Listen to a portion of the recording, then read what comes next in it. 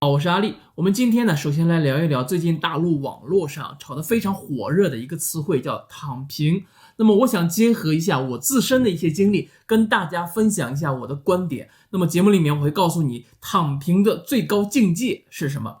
那么节目的后半部分啊，我们依然按照惯例来聊一聊狗狗币以及加密货币的相关资讯。最近大陆的各个社交媒体网络上出现频率最高的一个词汇呢，就是躺平。那么今天我也是看了几篇有关躺平的文章，我觉得非常有意思啊。我们先来说一下躺平的这种生活态度的核心内容是什么？拒绝被收割就是躺平的一个核心。那么怎么样避免被收割呢？不买房，不买车，不结婚，不生娃，不消费，只维持最低生活标准，有口饭吃，有空气呼吸，保持最低欲望。那么躺平的同时，不停地给自己的智商和认知充值，学习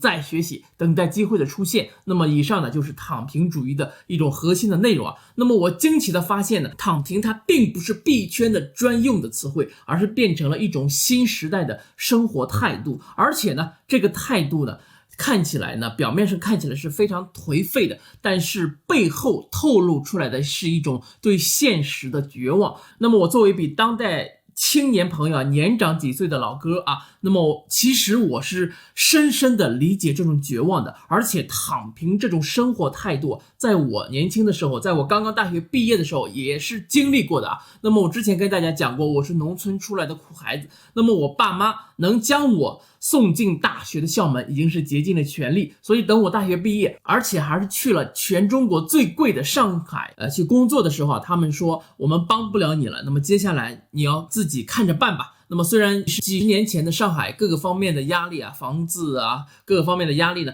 比现在还是要轻很多，但是对于我来讲，难度系数也是很大的。那么我爸最好的朋友当时评论说啊，我这一步啊迈的实在是太大了，从18线的农村一步就到了中国最繁华的上海。那么他的言外之意呢，就是非常不看好我。那还是2009年的时候啊，那么让子弹飞这个电影还没有上映啊，不然他一定会加上一句啊，这个步子迈得太大了，容易扯着蛋。但是后来的我啊，就地躺平的这种打法也是让很多人瞠目结舌。我还记得我毕业1年多的时候啊，住公司宿舍。那么我老婆后来提醒我，她当时认识我的时候啊，说我每天晚上的晚饭呢只有3块钱的土豆丝卷饼，但是呢每天晚上我回到自己的宿舍呢，我做的事情呢，就是啃这个专业的英文资料，提高自己的业务水平。那么那时的我每个月最大的开支就是吃饭和买书，其余的一切的社交呢，全部都不参与。那么跟我同时入职的同事啊，每周末他们都去唱 K，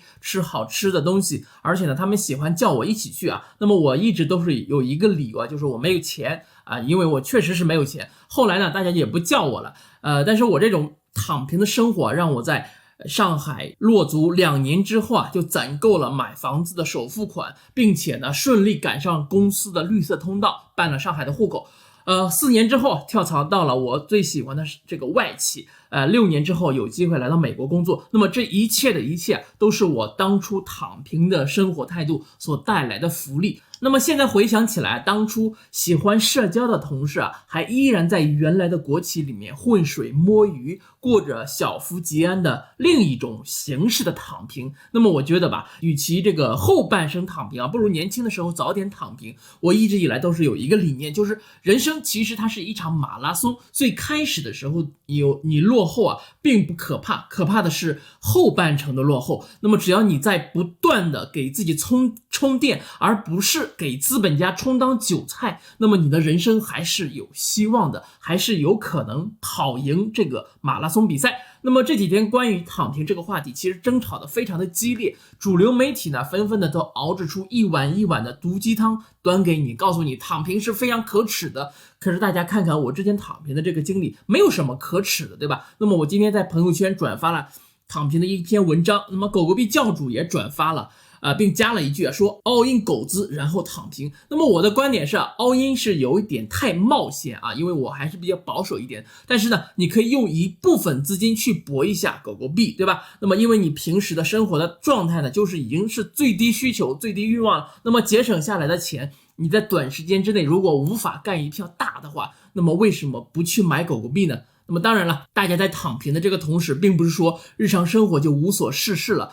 你一定要记住给自己的脑子充电啊，是当务之急，提高认知水平。一旦你有机会站起来了，那么马上就要站着去挣钱。当然了，只要你能挣钱也无所谓，非得一定要站着，尤其是在亚洲的国家。以后呢，关于这方面的内容，我会在会员区多分享一些，希望这个看优管的朋友们订阅我的这个会员。好，那么我们接着来说一下狗狗币以及加密货币的一些相关的资讯。首先第一条啊，桥水基金的创始人 Ray Dalio 说自己已经持有了一定数量的比特币，并积极呼吁美国养老金也要储备比特币啊。那么要知道，几年前他可不是这么说的，他之前一直在说比特币是没有任何价值的，而且呢，有关这个养老金增加比特币储备的这种说法，也让我想起一些东西啊。那么我也有一些想要跟大家分享的，就是我们大家不要把养老金太当回事儿。那么货币贬值或者是说通货膨胀，让几十年后的你的退休金根本就无法维持正常的生活。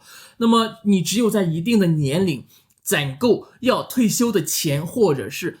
能够实现被动收入，那么才能保证你在老的时候老有所依。如果你想要靠着这个养老金，政府提供给你的这个养老金退休，你一定会很惨很惨。好，那么我们第二条消息，伊隆马斯克和这个马克库班，他们两个人都在为狗狗币在商家的支付在努力着啊。那么马斯克一直在跟狗狗币的开发人员沟通，这件事情我们都知道啊，已经聊过很多次了。那么马克库班呢，一直在与这个 BitPay 进行谈判。那么 BitPay 这家公司呢，也是为这个加密货币支付招募更多的这个商家入驻而努力着啊。非常有意思的是，那么他所招募的这些商家都是希望 BitPay 能够多多宣传他们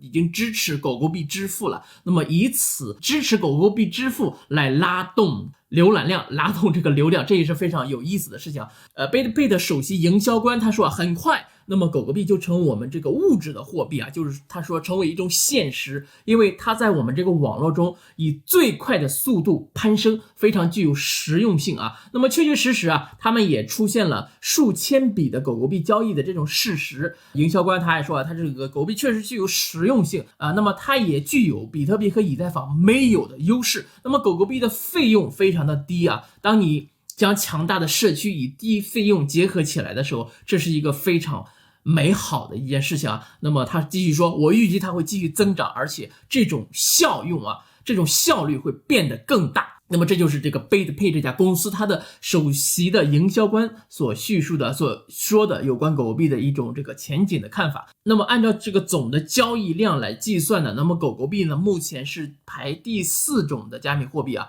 并且呢这个激增这个交易量啊占了所有加密货币的 12.6%。 那么要知道在2个月前的3月份呢，这个 Dogecoin 仅占交易量的 3.3%， 而4月份的时候仅占 7.8%。 那么大家可以看得出来，这个数字的增长是飞速的。那么我们之前多次吹过啊，狗狗币正在走进我们的生活，可能很多朋友并不能真真切切的感受得到啊，那么别着急，慢慢来。那么这些呢都是需要时间来验证的，也是需要时间呢让这些商家去接受。那么商家接受了，那么你去购物的时候你就会看到，那么等一旦这些东西都变成现实的时候，那么狗狗币的价值呢就不用多讲了。好，感谢你收看本期视频，希望你能够点赞订阅小铃铛一键3连，愿你和我能够共同进步，一起发财。 Peace。